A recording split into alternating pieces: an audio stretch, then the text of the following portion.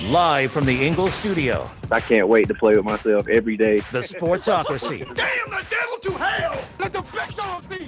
Let him on the field! Come get you some of this. Fire them cannons! By golly, put more powder in those things. He couldn't take any more disappointment. Oh my God, the Jets killed him.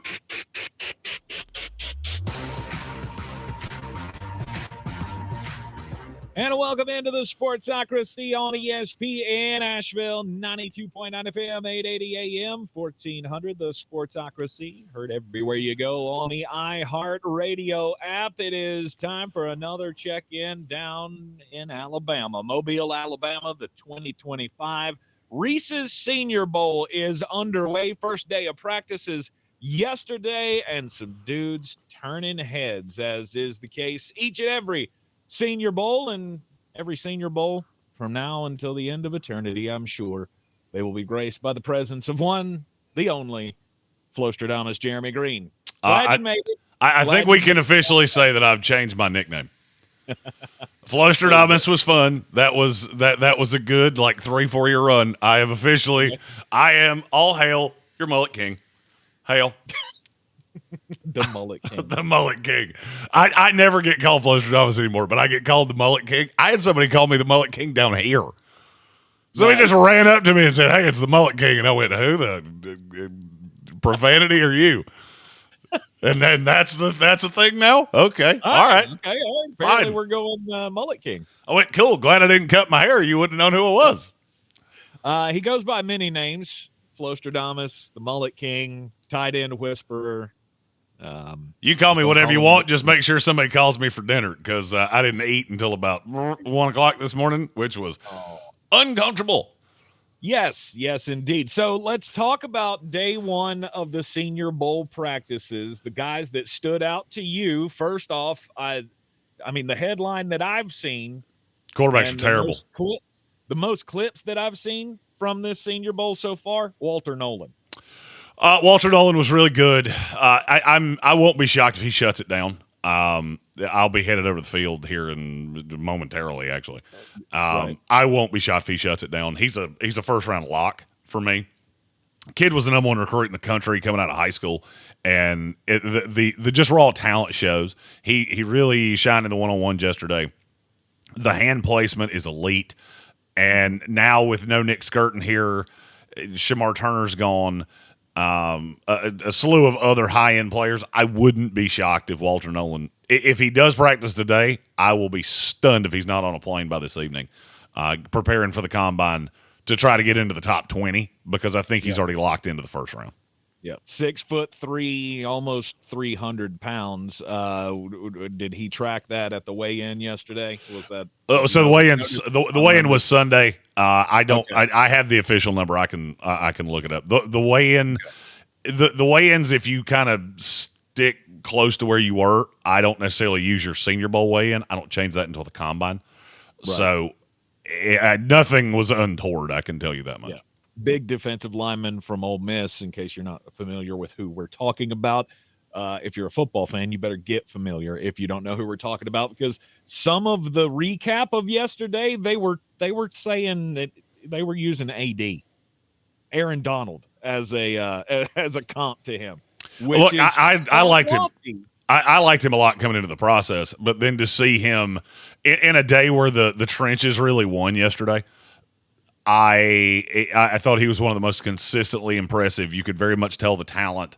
I don't think it's untoward to say that that's a kid that could end up going in the Kalijah territory back into the teens. Yep. I think he has a ceiling. There is a ceiling on guys like that, especially in a class where you have a Mason Graham. So I don't think he'll get into the top 10, but I do see a I would almost guarantee you he winds up in the first round. He had one rep yesterday that went crazy on social media that I saw was shared out by all the scouts, that I don't know who he was going up against, but he pushed that guy from front of the end zone to back of the end zone. Yeah, didn't even think about it. Yeah, that was one of those reps where you hear everybody you hear all the scouts go, oh.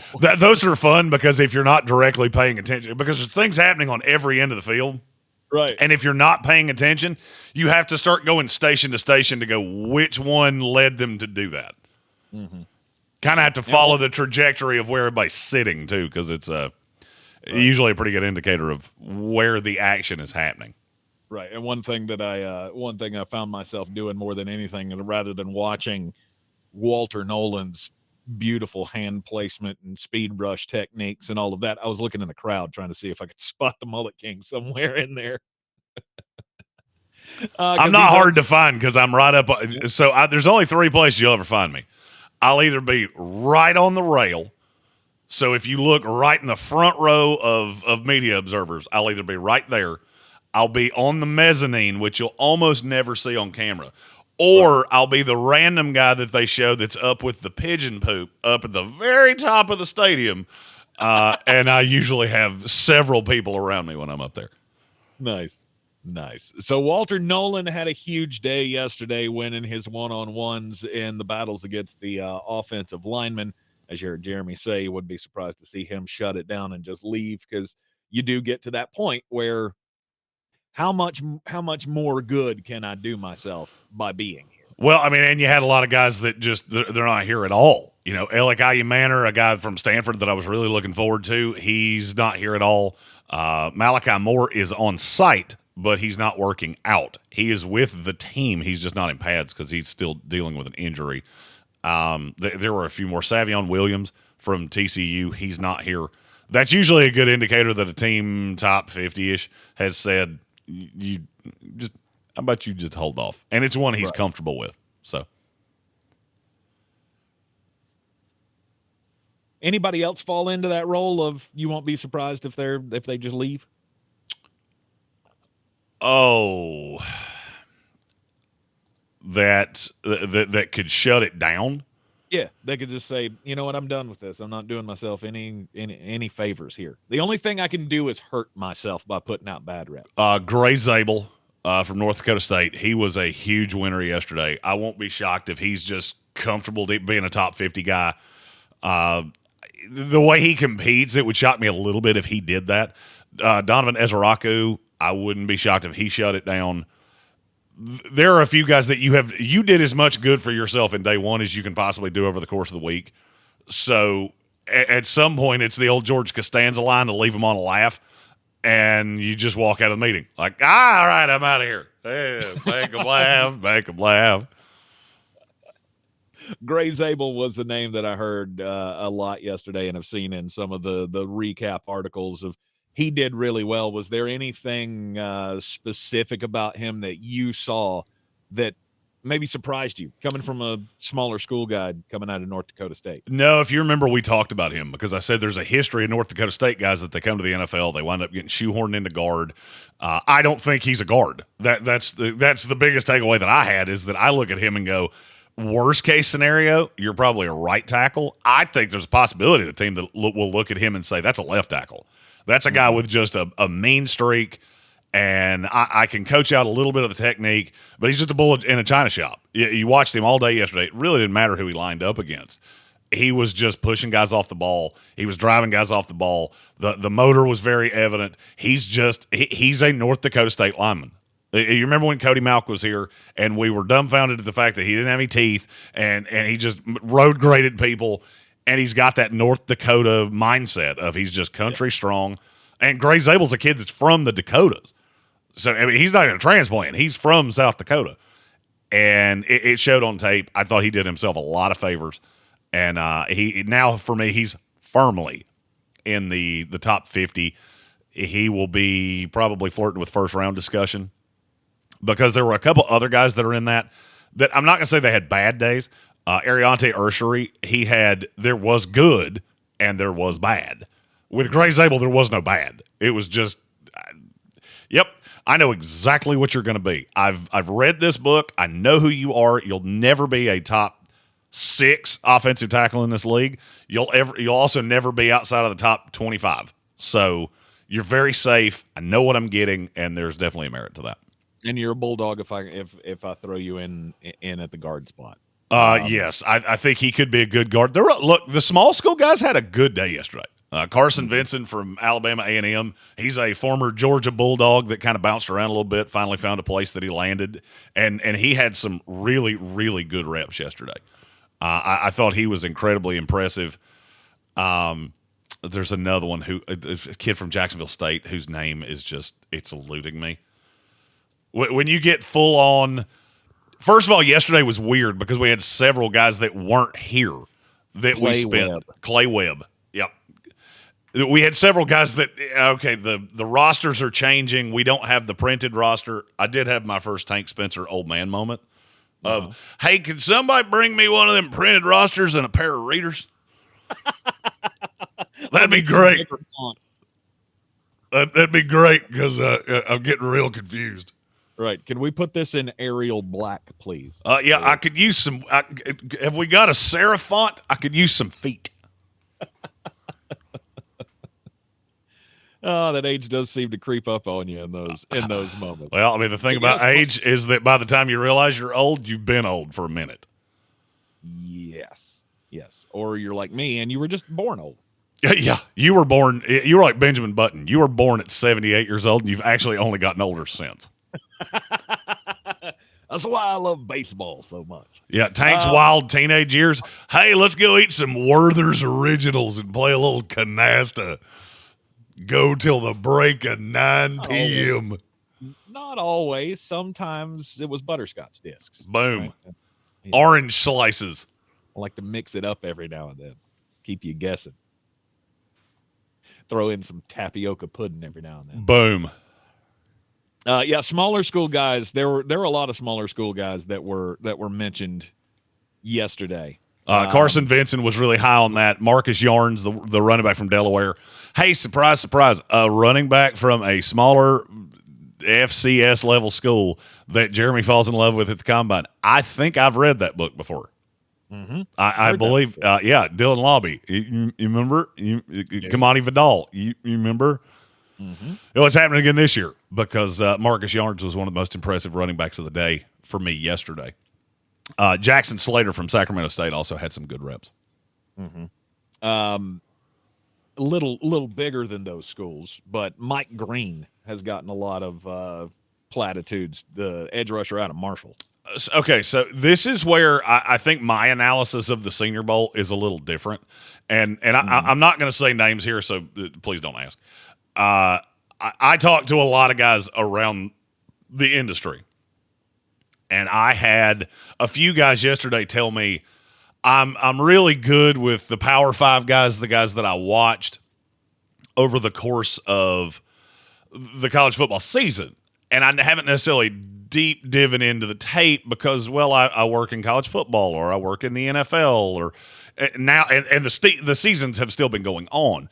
And so you get a lot of guys that are they're going to crash course in the month of February between being here in Mobile at the Senior Bowl and being at the Combine at the end of next month. Well, I'm a little different because I'm a loser and I don't really have a life. So I sit at home and watch tape. I was very acclimated to Mike Green before we got here.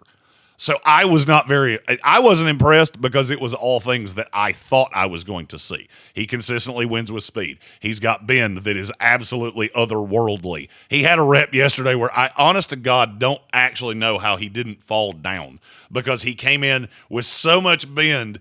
It looked like a NASCAR going into turn 1 at Talladega, and he got around it, got back up, and had a good rep.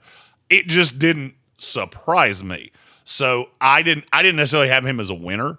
I thought he had a good day, but I expected him to have a good day. He was my 4th highest prospect that showed up at the Senior Bowl. So, I mean, I expected you to be good. That was Green. Green was your 4th highest? Yes, I have him as first-round pick. I think he's a back end of the first-round guy. Okay. I keep penciling him into Kansas City because they love doing that.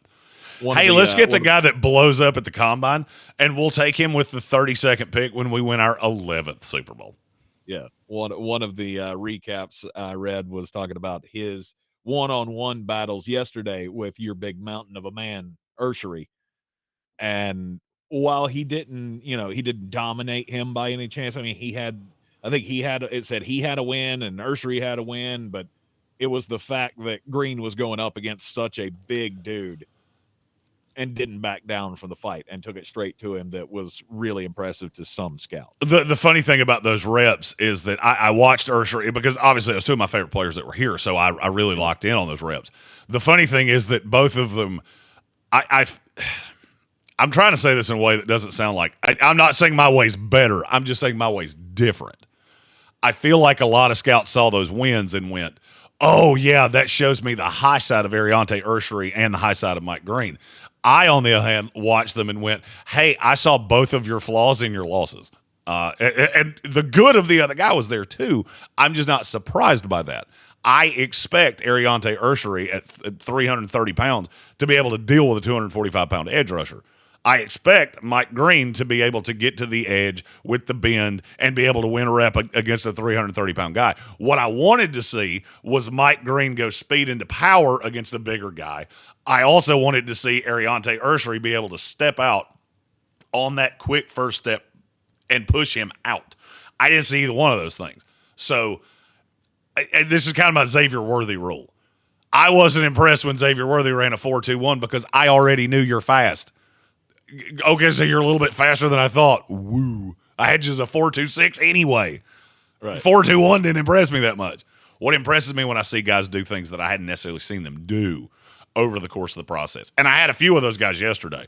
I'm looking at the clock here. I feel like we're probably going to have to take a break here momentarily.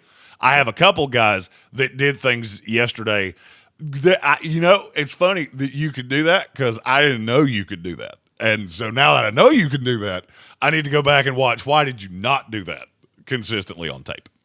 All right, who proved something to the Mullet King yesterday in Mobile, Alabama? We'll have more from the 2025 Reese's Senior Bowl right after this in the Sportsocracy on ESPN Asheville.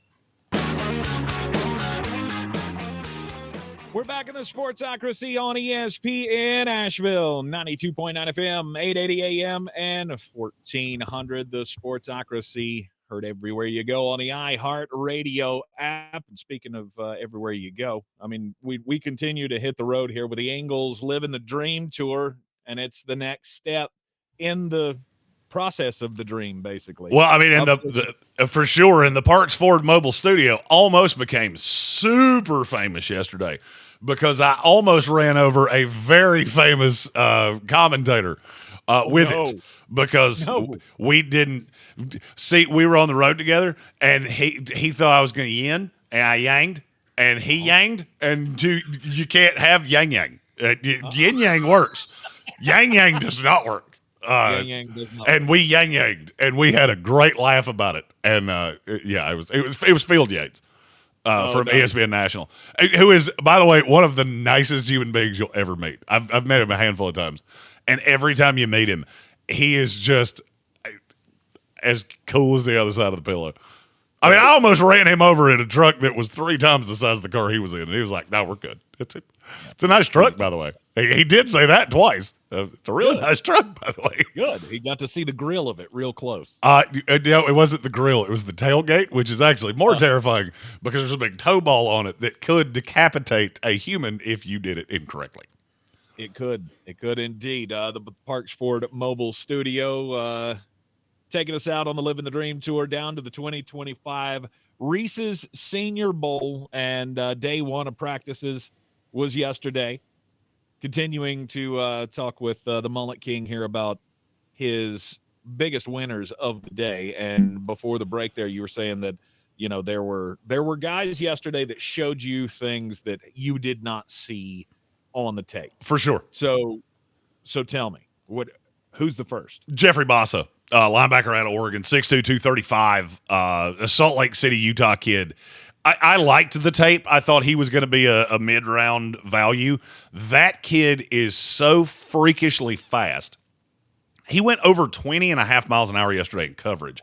Had a rep where he dropped back as the lone coverage on a receiver and drops back into coverage, has one of the better coverage plays of the day. And the funny thing about Bassa and the Oregon guys on the whole, they have so many different helmets that they're very easy to identify. It's kind of like Notre Dame with that gold helmet. It shines to such a point that it almost feels like they're wearing a beacon of going, "Hey, look at me do good stuff." because other people are doing good stuff, but I'm doing good stuff, and it's super shiny. And he did that yesterday. I really want to go back and dig in on the tape. I think there's a good chance that if he has 2 more days like he had yesterday, we'll probably be talking about him as I would say he's in the top 75 right now. He has the chance to work into the back end of round 2. And shockingly enough, I didn't hear a lot of people talking about him yesterday. He jumped off the field to me. I absolutely fell in love with the player there. I spent last night digging into a little bit of tape. What I've got access to with the mobile studio, and I liked what I saw. I saw things on tape the second time that I didn't see the first time. All right, who else? Billy Bowman Jr., the safety out of Oklahoma. Not a guy that I really saw a lot about. He's super undersized, 5'10", 200 pounds, but he really shined through in coverage yesterday. He had a really good, he had a good interception right there on a poor throw from Jalen Milroe to Chimeri DK. And he just broke on the ball. Absolutely incredibly impressive. Everything you look for out of that kind of hybrid slot corner safety role, the Brian Branch role in the Aaron Glenn defense. I saw a lot yesterday on tape. I didn't love him. I didn't love him on the tape. I saw things yesterday that I didn't see on tape, and I really like seeing that from guys that are that are doing their best work in the most important time of their careers. Yeah, and when you're especially in a class of prospects that's not as great, right? You've mentioned to me several times this safety class is not good. So if you can show out on tape, then maybe you improve your draft stock greatly with the lack of stock. Well, and the thing is that beauty's in the eye of the beholder with this safety class, because you got Malachi Starks at the high side, who he's a Georgia guy, so you know a lot about him. He's a dog. He's a dog. He's a top 15 pick. Right. I have him penciled into the Miami Dolphins. But then you got a handful of other guys. Nick Amenwari from South Carolina, who's a height, weight, speed monster. He's going to blow up the combine. There's a great chance that he's going to slide into the top 50. Kevin Winston Jr. from Penn State. There's a lot to like about him. Andrew Makuba was supposed to be here. Didn't show up. He's an undersized guy too. So now you start looking at Billy Bowman going, I've got the same drawback with Makuba that I have with Billy Bowman. I saw Bowman come down here to Mobile, have a really good first day. If he finishes it off with a good second and third day, and then has a burst play or two in the game, now you're talking about he could move in front of Makuba, and you're talking about a difference in a considerable amount of money and a considerably bigger role coming into the league. All right, Billy Bowman, and then who? Josiah Stewart was a player that I did not love on tape because he's the smallest I think he came in at 6'2" down here, 6'2", 245. He's the smallest 245-pound guy I've ever seen in my life. He was standing next to Mike Green at one point, and the difference in two guys that you're telling me are the same size is comical. It's kind of the same thing I told you about Tyler Guyton last year. You keep telling me he weighs 317 pounds, but he doesn't look like the rest of the 317 pounders. Josiah Stewart just showed really good burst. He had a lot of wins that really made me reinvestigate the tape. I saw him on a lot of people's win lists, and I thought he had a really good day that put him firmly in the conversation of that next tier of edge rusher. It's borderline impossible to break into the high side because you've got so many guys like Michael Williams, Jalen Walker, James Pierce. Those guys are just better talents. Now you get into that tier 2 where it's more situational pass rusher, more situational role. Which of these guys can lock that in and become second-day picks as opposed to bouncing around the realms of day 3? And I think Josiah Stewart did a really good job of putting himself in that top 100 conversation yesterday. Jeremy, when you look at prospects, do you see them in NFL uniforms when you're out there? Like, do you sometimes start putting the pieces together of that guy has to be a Baltimore Raven? Or, sometimes. It's not a has to be. It's a I will see guys sometimes and go, man, I really hope he goes into a fit like X. And I'll give you an example. Elijah Arroyo. All right, so I watched him yesterday. he has inconsistent tape because he's had injuries. He only had 11 catches over the course of a handful of years. Then he was really healthy this year at Miami, and I wanted to see what he had. Are there drawbacks? He's another winner from yesterday because he was just constantly open, and he's big, and he's fast, and he's physical. And I kept looking at him going, that's Kansas City Chief. That's the second tight end on the other side of Travis Kelce who ultimately becomes the guy that takes over. Because I don't see Noah Gray as an heir apparent there. I don't see the Peyton Hinder shots as the future of the tight end position with Kansas City Chiefs. But I see an Elijah Arroyo, and I go, man, that's the same stretcher. That's a guy that's going to be really difficult if you have fast receivers, because now I can use that guy to keep that safety honest, and allows me to take Xavier Worthy or a Hollywood Brown and really hurt you over the top, and I make safeties make decisions, and I got a quarterback that can really watch those rubs and see which way the safety goes, and that's where I get the big mismatch, and you've got a tight end like Arroyo that's just wide open over the top.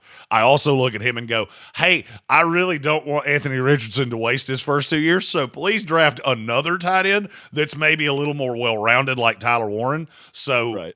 I hope that answered your question. You didn't warn me of that, so that was like the best I had off the top of my head. No, it absolutely answered my question. It was everything that I wanted to know. You even gave me a great example of a guy who was listed as a winner yesterday in the reps down there. He had the most infuriating part, and I thought Arroyo was a winner. I just waxed poetic about him. I'm not trying to say he wasn't as good as everybody said. He had the worst drop of the day because the quarterbacks have been, well, let's be nice and say super poop. And Tyler Shuck had one absolutely beautiful throw. It was like a textbook throw.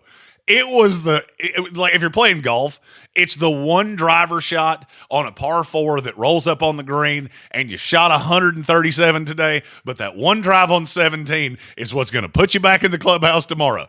Tyler Shuck had that throw, and it was to Elijah Arroyo, where he had destroyed the player in coverage, and it hit Arroyo directly in the hands, and I went, that's quarterback of this week just in a nutshell, because that's been all of you. Even when you do it right, you do it wrong. Right. We'll take a break before we get into the quarterbacks, because we've got some storylines that came. Well, I also need to get my brain right so I can come up with FCC applicable synonyms for poop, because there's a lot of that. Right. So you mentioned Elijah Arroyo. I do want to ask, Harold Fannin Jr. was not good yesterday. Very stiff. Did not look as fluid. I'm hoping for better things today. And I'll be honest with you, it felt I did not have him necessarily as a loser. I did mention him on the loser stream last night, but it was only because I felt like he was not as fluid as I wanted him to be. And there could be a slew of reasons for that. One, and it's the one that I'm leaning on, is it's the first time he's really seen competition like this. So you're getting guys that move that you made in the MAC at Bowling Green, it's not losing a safety at a Power 5 level. So now it's not just using your athleticism, and you have those games. You know, if you ever played basketball, you have those games where the first 7 or 8 shots don't go down. Man, that ball starts to feel really heavy. And that's what I saw from him yesterday. I'm hoping it's better today, because I still believe in the talent. But no, he did not have a good day yesterday. Yeah, Harold Fannin came in with all of the hype that one could stand, that a prospect from Bowling Green could ever stand. So that's why I had to ask the question of how that went for him yesterday, because I did not see his name mentioned in any of the winter recaps. But I did hear or read a lot about Jason Taylor's kid, Mason Taylor. Yes, he had LSU. He apparently turned a lot of heads. He had a really solid day. I said before the pre-draft process, what he's got to show is that inside the 20s, he's actually a legit target. And in a lot of the one-on-ones, he showed an ability with body control because he's not freakishly athletic. You look at a kid that's Jason Taylor's son, and you mentally think, oh, his dad was a freak athlete. He's got to be a freak athlete too. No, he's got freak genetics, but he doesn't necessarily have freak athleticism. But he showed a way to use his big body and be really crafty, and that's what I need from him. And so, yes, he was definitely a winner of yesterday. I think he was a big riser. Look, this tight end class is good. And when I say good, I mean the tight end whisperers going full 6 to midnight on top 13 of just all dogs. And that's look, my tight ends are Pat McAfee's punters. I get that you're not necessarily as excited about them. I'm real good at tight ends.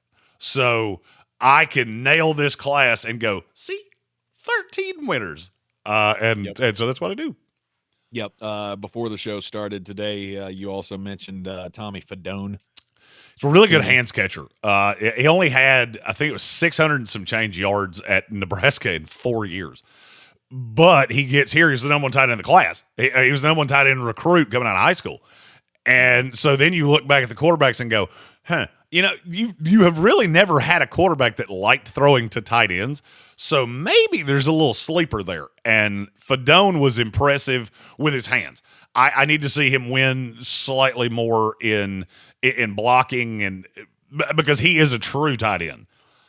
I need to see him be a little bit better of a blocker, but he had a good start to the week. He had a day one where all of us, whether we're media scouts or we're team scouts, I guarantee you his name came up in the meetings last night, and you went, I saw some raw there of that could be worth the 6th or 7th round pick.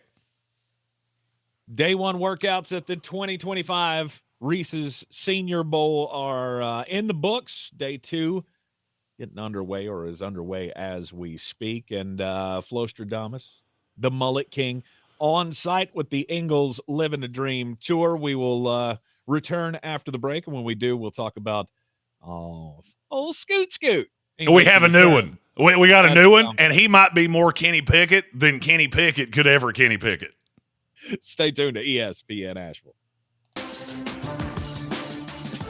We are back in the Sportsocracy on ESPN Asheville, 92.9 FM, 880 AM, 1400. We don't just stick here in the Ingle studio. We like to get out and about every now and then. And the I want to dance. I'm like Bernie, Weekend at Bernie's. I want to dance. I want to hook up. I want to go to a wedding. I just prop me up and buy the jukebox when I die. Let's go. Down in Mobile, Alabama, where you could probably find a plethora of wonderful jukeboxes to dance next. I found a barbecue salad yesterday in barbecue in Alabama. Not bad. Barbecue salad. Yeah, it was on top of the salad. Yep, and it was bomb diggity. Mm-hmm. Alabama's a great place to find some barbecue. That is for sure. You know what? It's not a great place to find. What? Quarterbacks. Holy Lord. Quarterback workouts at the first day of the 2025 Reese's Senior Bowl did not serve your sweet tooth. That is the nicest way that I think you could possibly say that. I kind of want to just break the quarterbacks down one by one. Okay. In reverse order of their NFL stock. Okay. So who's the worst? All right, so I'm going to start with the Laurier quarterback Taylor Elgersma, who was a late replacement here. Laurier? Yeah, he's a Canadian. I haven't seen a Canadian let a group of people down that much since Justin Trudeau. It was bad. I mean, look, and I'm sure he's a nice kid. He's just not a prospect to any level. Right. Then we move on to the next one. I didn't have a draftable grade on Elgersma anyway, so that's not really a big deal. Right. Dylan Gabriel from Oregon. The best way I can equate what I saw of him yesterday is he looked like a 9-year-old kid that dressed up like Kyler Murray for Halloween, and his parents had a green football helmet instead of a white one, and he just went, screw it, it's fine. I didn't realize how freakishly small he is. He is like Tank Spencer height, and he couldn't hold on to a snap. He didn't really do anything yesterday that felt like high-level quarterback play. So for me, Dylan Gabriel came completely off the board. He has no longer got a draftable grade for me. Okay. And then there was the other one that I took completely off my board. Mm-hmm. It's Jalen Milroe. Old Scoot. First of all, he has maybe the smallest hands I've ever seen at 8 3/4. Yeah, 8 3/4 inches, which would, if he found his way to being a starting quarterback in the NFL, that would be the smallest in the league. It may be very productive for his future endeavors in OnlyFans fandom. But don't do that. Here's the thing. I don't know what his next endeavor is. I can tell you it's not. It's not playing quarterback in the NFL. So I don't know what his major was, but I hope you paid a lot of attention because I don't know that I've ever seen a quarterback that looked that completely incompetent at playing quarterback. They use smaller balls in the USFL, don't they? So he should be in a flag football league where they use like a Nerf football. There you go. He was horrific. I mean, every read was late. They were calling him Captain Checkdown in some of the scouting circles because literally it didn't matter what broke open. He was so scared to make another mistake that every pass was coming out to the running backs. He was late. The balls came out sideways. The arm angle was bad. The footwork was bad. I mean, if you want me to say something positive about him, he did put his helmet on facing the right direction. Good. So he wasn't staring into the back of it. Although, if he had, it would have made the tape he put out there make a lot more sense because you can't see through that. And I understand why you couldn't hit the broadside of the ocean. It's one of those workouts that they tell him, okay, we've seen enough, Jalen. He goes, wait, you don't want me to run? I'd really like to run. Yeah, he didn't do any of that. Things I'm good at. It was crazy with Milroe. I even watched him with the warm up on the side. So we've got a handful of quarterbacks here. So they're warming up, and Milroe was warming up with Jackson Dart. And Dart to me throws a really pretty ball, even though it's at a little bit of a 3/4 angle. Mm-hmm. And it's they're just kind of playing pitch and catch. And Jalen Milroe looks like he's warming up to come in and throw the ninth for the Atlanta Braves because he is uncorking fastballs at about 8 yards depth. That Jackson Dart's, I wish I could have read his mind of, do you have to throw that so hard? Like, you're not trying to impress anybody here. And, oh, by the way, I'm standing over here. So if you could stop making me chase this ball down, that'd be awesome. Yeah. It looked like a dad with a really unathletic kid that he was trying to play catch with him, and he went, okay, if you throw it down the hill one more time, I'm not going to get it. Like, it will just be done. Guilty. Yeah, Tank was that kid. By the way, you activated your camera with that hand up. So, I'm sorry. Yeah, so we're going to have to go Fat Baby Tank because you'll never unwind that in the time we have left. So we'll go Tiara Tank. Yay! Oh, that's not Tiara Tank. That's Goat Tank. That's all right. That'll work. Yeah, that'll be fine. It'll be just fine. So Jalen Milroe, no surprises there, right? These are all the things that you told us before you went down there. Yeah, I'm not surprised by anything that I saw out of Jalen Milroe.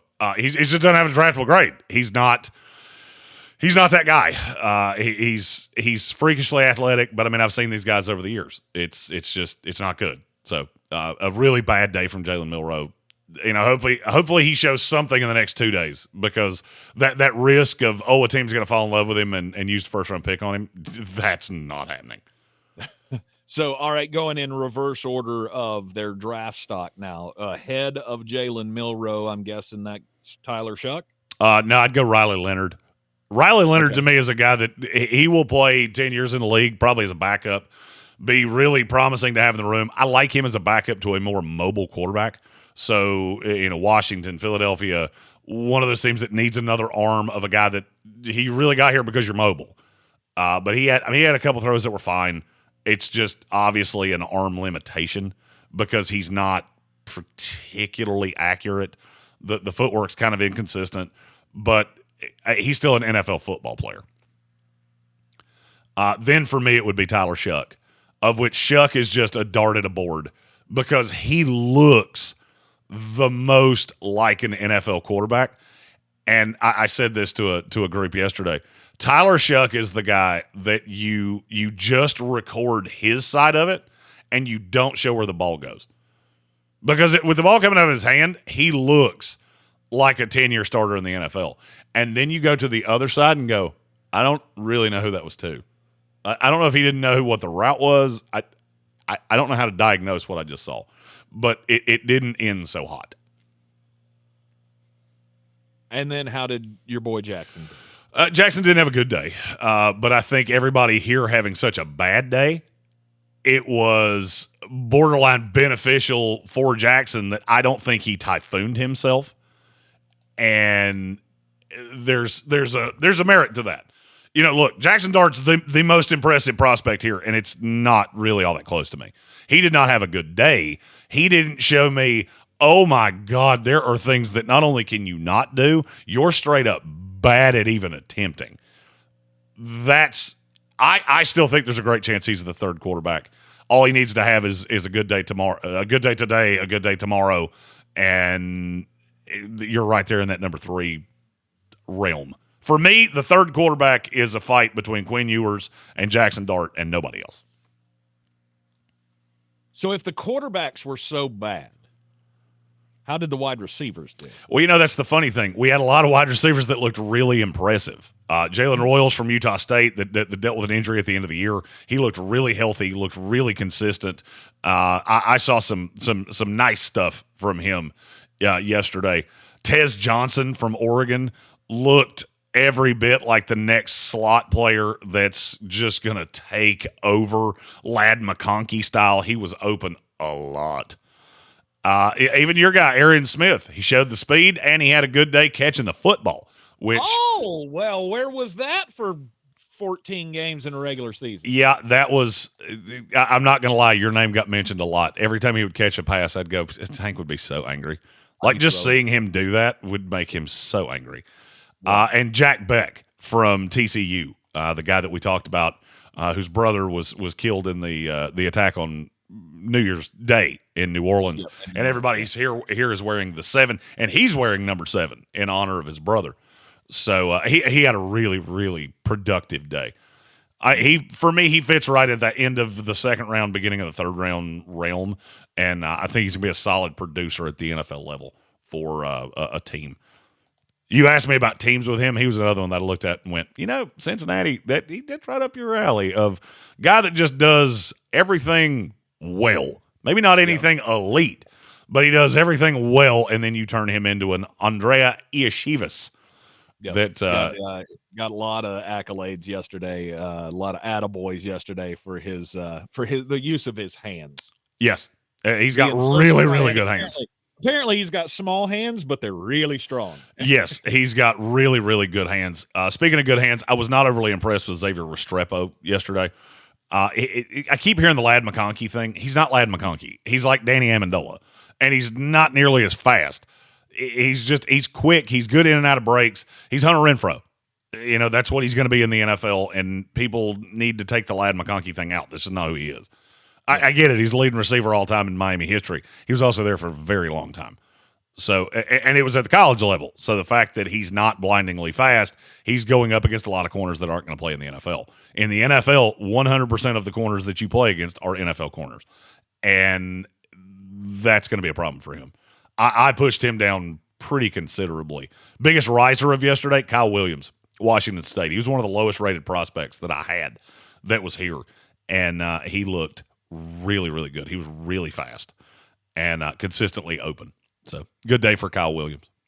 All right. You haven't mentioned much about the running backs other than there was another small school guy that you really liked. Marcus Yarns. Yes. Yeah.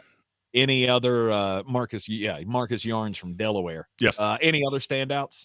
I thought Ollie Gordon looked pretty good yesterday. Not crazy impressive, but I thought he looked consistently good.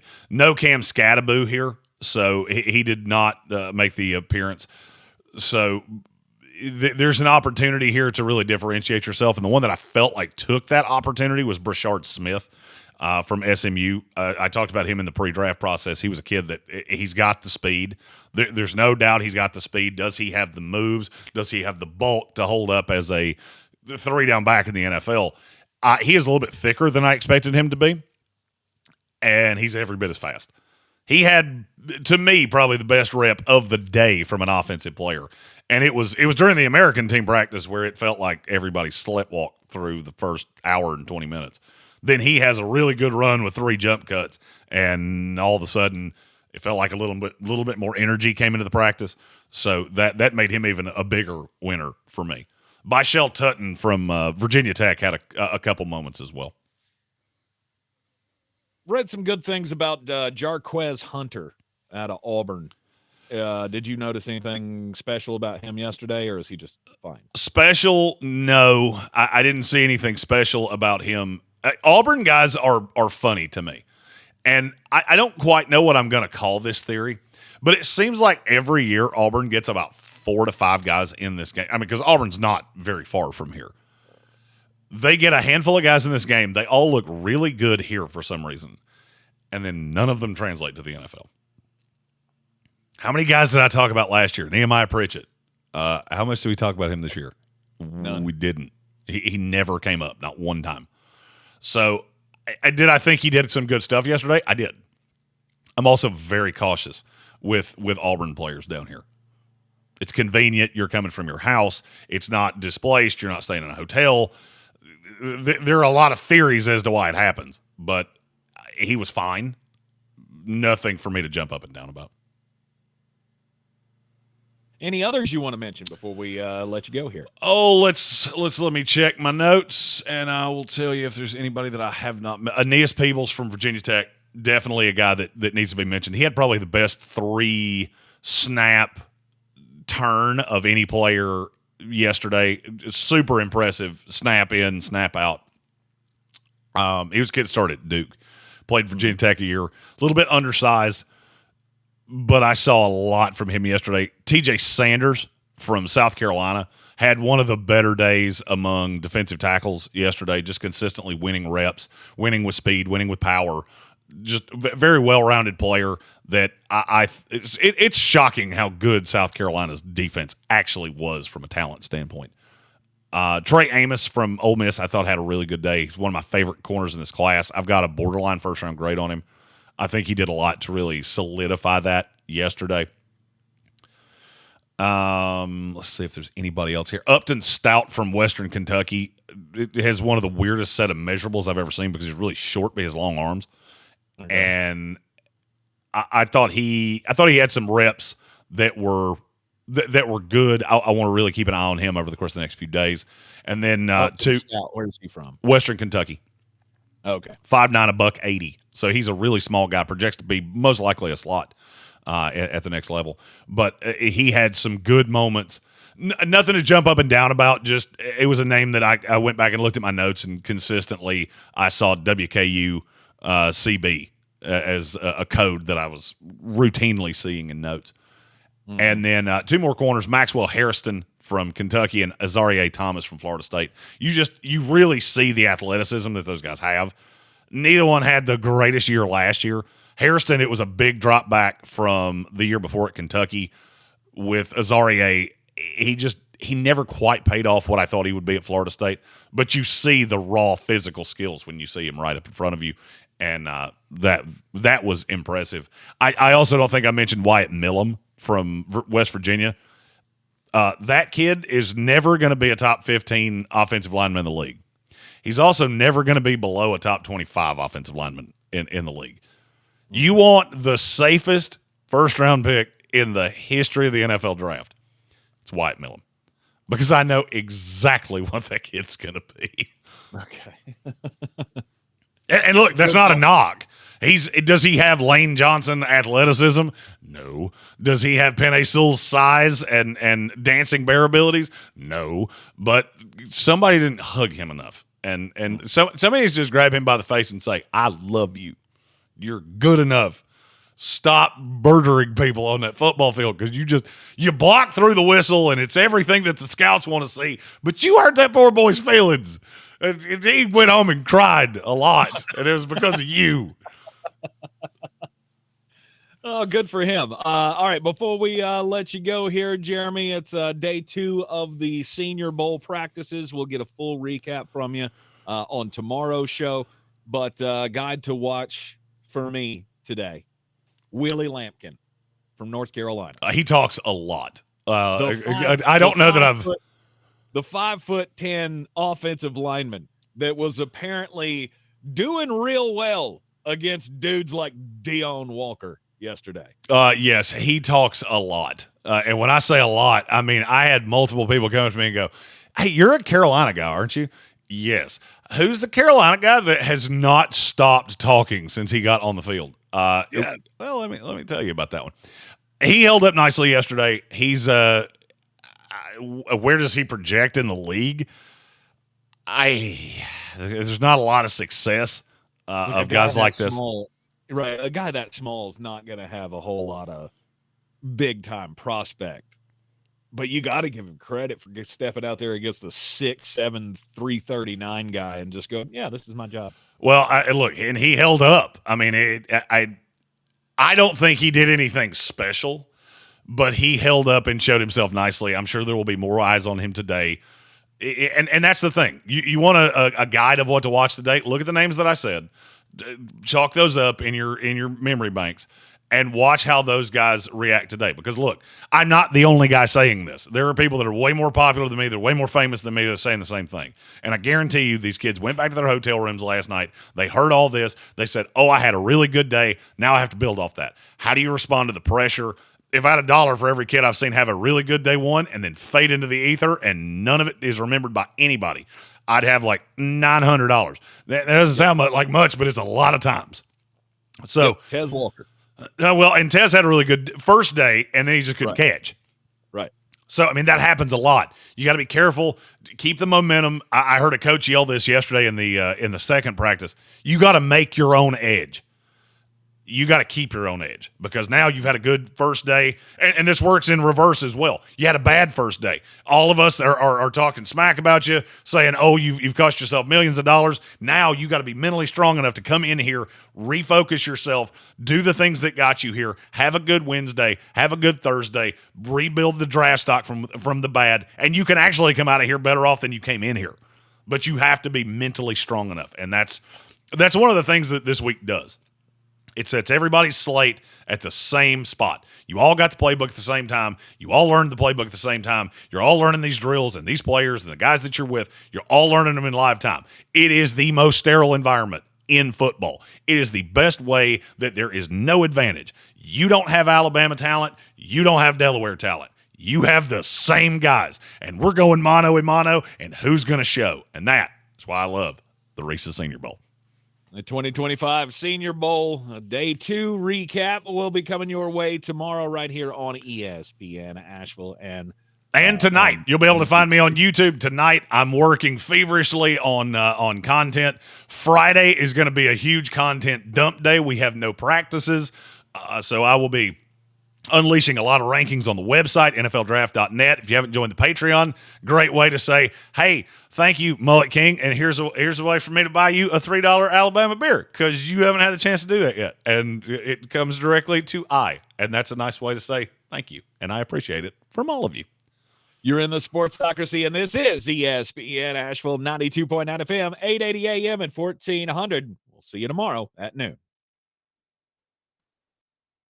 All right.